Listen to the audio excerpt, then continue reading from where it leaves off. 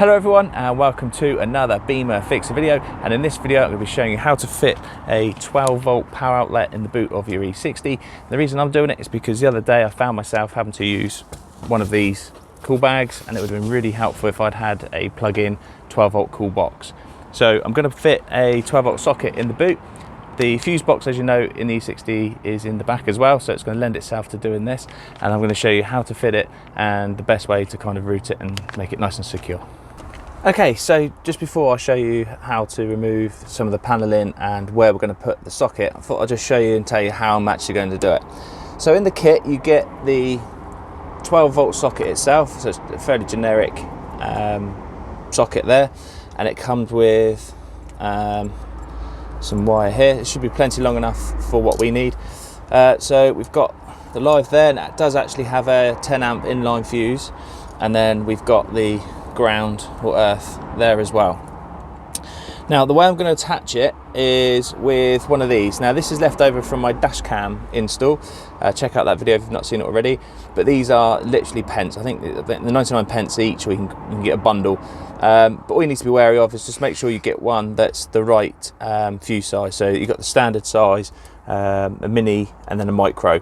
So I know that this is the standard size. If you've never seen how these work, I'll show you in a bit more detail in a bit, but basically what happens is you remove the fuse that's in the socket at the moment, and then you pop it in here, and then you plug this in to where you've just taken that fuse out from, and then you put the other fuse next to it for whatever it is, dash cam, socket, or anything like that. Just make sure they're the same amperage. Yeah, so that's what I'm going to do. I'm going to need some, or you will need some. Well, I'm going to use some special solder connections. You can do it how you like, it's personal preference, but I like to install it with one of the soldering connections and a bit of shrink wrap, but it's entirely up to you. But I'll show you that in a bit more detail. So that's what we're pretty much going to use there. Now what I'll do is I'll quickly spin you around, and then I'll show you where we're going to put it, and then how we're going to remove the panels, and then I'll show you the fuse panel itself. Okay, so first things first, you want to identify where you want to put your socket. I'm going to put it just up here, so it's out the way, and there's a bit of room on the other side for the depth of the socket, because as you can see, it's actually got a bit of depth to it. So you want to make sure there's room on the other side for the cables as well. So we're going to place it just up there. Now that means we have to remove this cover here, one, because it's in the way of this, and two, the fuses behind there, and we will probably have to remove this as well. You don't have to, but it's going to make life a bit easier for you. Now to remove this corner panel, I'm sure if you've done a bulb or anything like that, you've done it before, but if not, there's two connectors. There's one just in here, and there's one up here. You just need to give those a 90-degree turn and pull it out. And then what you can do is lift the floor up. If you give it a bit of a pull forward,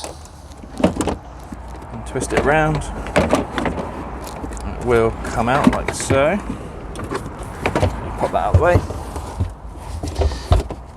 So then with the cover here, you've got a pull pin here. So I don't know if I can do it with my fingers, but if you pop a trim removal tool or something in there like so, and you can just pull the center out, and then you can pull the core out, all that, well actually the rest of the clip, don't lose that.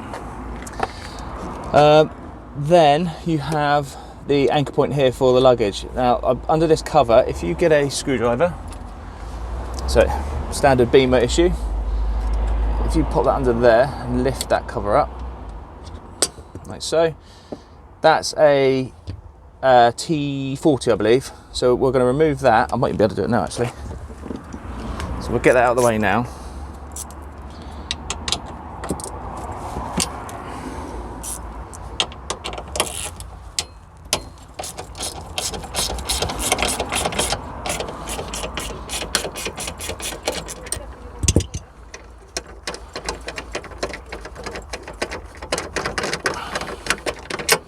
Just remove that, and then what you have to do, you need to give this a spin and a twist, because it's anchored in. Right, so it's got a bit of a funny bottom to it, so you just got to give it a bit of a twist and a turn and it'll come out. So then that should pull forward if you lift the boot floor up. I think, is there another clip? Oh, there's one up the top as well. So give that again. You can use a trim removal tool or your fingers. There we go. and it brings it down like that. You could probably get away with just leaving it like that and not having to remove it completely. That should be enough room, because what we're going to need to do is obviously cut a hole in there. So that's the cover. Now the fuses, I don't know if you can quite see from that angle, but I'll get you in closer in a second. But the fuses we're going to be tapping into are just here. So I'll piggyback. So this chap here will go in, I think it's the far one, 87 is the front, so 88 will be the rear socket. It doesn't matter which one, but I use the front quite often. I don't want to overdo it, so but the back one doesn't really get used. So I'll pop that in there. That will go in there, and then we can run the cables through and up there. We will need an earth or a ground. There's plenty of places on here you can ground it to, as long as it's straight onto the body. There's loads around the fuse box you can use, or failing that you can even go to a negative terminal on the battery if you wish. So what we'll do now is we will start making preparations for making holes and things. Okay, so what I did was I just made sure that the socket will fit behind the panel without coming into contact with this boot rail when the boot closes. It was a bit tight, so I've just moved the socket. I'm going to move the socket a bit further down than originally planned, but it should be fine. There's a bit more room there, and it's out of the way. Now what I did was I popped a picking tool through the side there, and then closed the boot just to make sure it didn't hit, and it's going to be the wiring will be pointing up and coming through here and then running along here, so that'll be fine. Now when it comes to cutting it out, you can use the round part of the socket there. You can use the locking nut there as a template to give you a circle, and then you can use a scalpel or craft knife or a Stanley blade to cut it out. You could probably use some sort of hole saw maybe, but not sure of the kind of mess that's going to make or the damage that might cause, because it is only like material, cardboard stuff, so it might not work properly. But yeah, so that's what I'm going to do now. I'm going to cut that out. What I'm going to do as well, I'm going to make a backing plate so that when you screw this down, it's going to screw it onto the back of something in between the socket and that, to increase the surface area that's locking into, just to make it a bit more secure. And I've got a bit of a innovative way of making a backing plate, which I'll show you in a second. But yeah, so what I'll do now, I'll cut this hole out first. We'll get the socket put in, and then I'll show you how I'm going to fasten the socket in, and then we can look at the wiring. Okay, so don't judge me, but the curiosity got the better of me, and I used a 25mm drill bit to pop a nice clean hole in the side there. It is actually plastic, so it went through quite nicely. If you do that, just be careful, because there is a loom just behind there. You can pull the insulation back, or you can just power through it and blow it through like that. It's fine, because the backing plate I'm going to put on there will cover that anyway, and it's going to give it a bit more support if you leave something on there. It's 20, I think just over 25mm the socket. The drill bit's 25, so you might have to just file it out and make it a little bit bigger, but it'd be fine anyway, because the lip on the socket will cover the edge if it's not too clean. So that's the hole done now. So all I'm going to do now is make sure that I put that ring or that cover back over so it's on the socket, post it through, and then I'll show you what I'm going to do with that backing plate, and then we'll fit the socket. Okay, so the socket's in. It's actually feeling quite secure as it is, but just as a extra measure, I'm going to create that backing plate for the locking nut, so that doesn't get tangled in the insulation and the mess, and it's going to give it a bit more rigidity. I'm going to use the lid of a Cadbury's Heroes sweet tin. You can use anything really, but this is it's flexible enough to be able to mould, and it's also stiff enough to give some support. So what we're going to do is we're going to go straight through the centre. Ideally you want to put this on a bit of wood or something, but we're going to just quickly go through.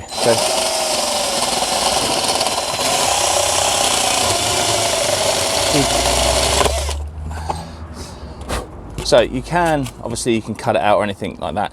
We're going to need to make it a little bit bigger, just because I think it's a smidge bigger than 25mm. I think it's 25.5mm, the actual socket. So what we'll do is we'll wallop out a bit more, and then you can use a file just to tidy it up. Then what we do is we'll get a blade, and then what we'll do is we'll just cut a rectangle out the back of it like so, and then we'll be able to just pop it through on the back, and then that will go on the back there, and that will go up against the back of the trim. So I'll do that now, and then once that's in, the socket will actually be installed, then we're on to wiring. Right, so that's our backing plate made. not the prettiest, but it's going to serve a purpose. So that's what it's going to look like if you just couldn't quite visualize it, and you can just use a file to tidy up the edges. So what we're doing now is we're going to put that on the back of the socket. I know you can't see it, but you can probably hear it going on. So that's going over the threads nice and tightly. You want to push it down as much as you can towards, so you can, so it makes it nice and secure. Make sure the socket's nice and lined up as well and where you want it to be. And then we can get our locking nut. We can just pop that on, and then we can get some pliers or something on there just to give that final tweak up. Just be careful not to cross thread it, because they are only plastic threads. And then that'll be the socket in. Okay, so that's our socket installed. Just be wary of where you put your negative and positive cables on the back of the socket, because you need to also make sure they go in the right spots. Earlier, I think at the start of the video, I pointed to the fuse box and said that the spaces 88 and 87 at the bottom, but they're not. They're actually at the top. So it's still fuse position 88 and 87 for the cigarette or the 12 volt sockets in the car. It's just that they're up here, not down here. Anyway, so what we're going to do now is we're going to connect our piggyback fuse and our positive cable on the back of our socket. Now, what we're going to need to do, obviously they're not going to join, so we need to snip the ends off, like so. And then we're going to give ourselves a bit of wire to play with there, and then the same again on there. Now, what we're going to do, if you've seen some of my videos before, you know I love these. So if you haven't already, what they do is they go onto the wire, and then what happens is you have solder already in the center. So once you join the two together, you slide that along, you heat it up, the two red bits there clamp around the wire, and then the solder melts and gives you a nice secure connection. And then you don't have to, this is definitely overkill, but I like to put a bit of shrink wrap over that as well, just to make a nice neat job. So what we'll do is put the shrink wrap on this side. Stop, bugger. Try not to drop it in the mud. Try that again. Okay, so what we'll do now is we're drawing two together, so you can kind of just put them together like so, and then twist them, or we can just go with a direct twist actually, I think.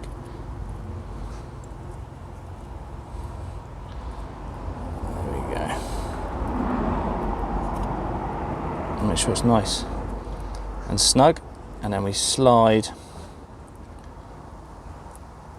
a connection over the top. God, it's a bit tight. It will go though.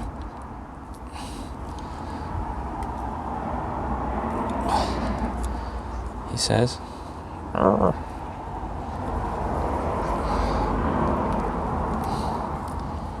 there we go. So there we go. So you can see the solder's lined up now with where the wire's actually connecting. Now you can use a lighter, or you can use one of these little portable soldering irons or torches. Crikey. What sort of noise is that? Is it on? We've got heat, yeah.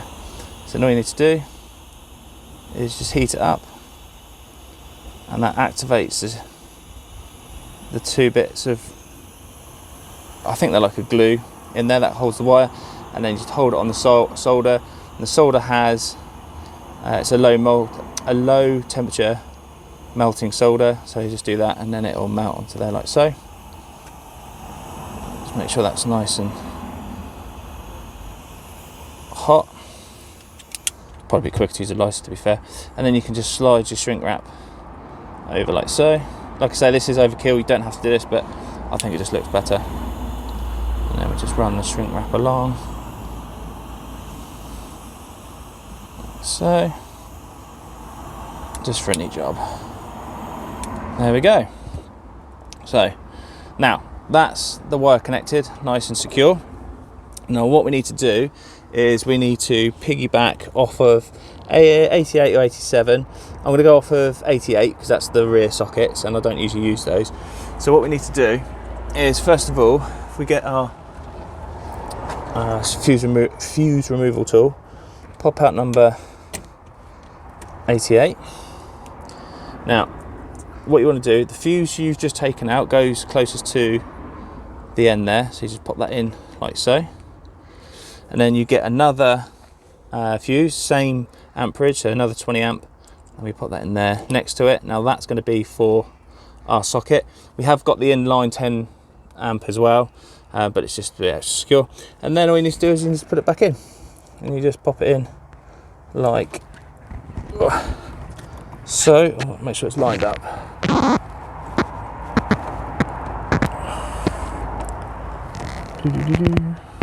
I'm trying not to cover it. There we go. So now what we're going to do, I'm going to tidy up this wiring and make sure, put it a bit neater, make it a bit neater, and then we just need to attach earth. Now that should be fine just here, so I'm not sure that's a 10, so I'm just going to pop it on there, and then we should be pretty much done. Okay, so that's all our wiring done and our socket in. I obviously haven't put everything all back together yet, just in case there's any issues, but you can see our piggyback connection there, and our ground went in lovely there. It fit on there perfectly. You can just run your wires up and out the way, and then we have our socket just here. So what I'm going to do now is I'm going to test it. I haven't got my cool box, but I'm going to pop this Bluetooth radio adapter in the socket to see if we've got our 12 volt, and there we go, we have. So I'm going to pop that out before my phone tries to pair with it. That's perfect. So that's all in there, it's all working.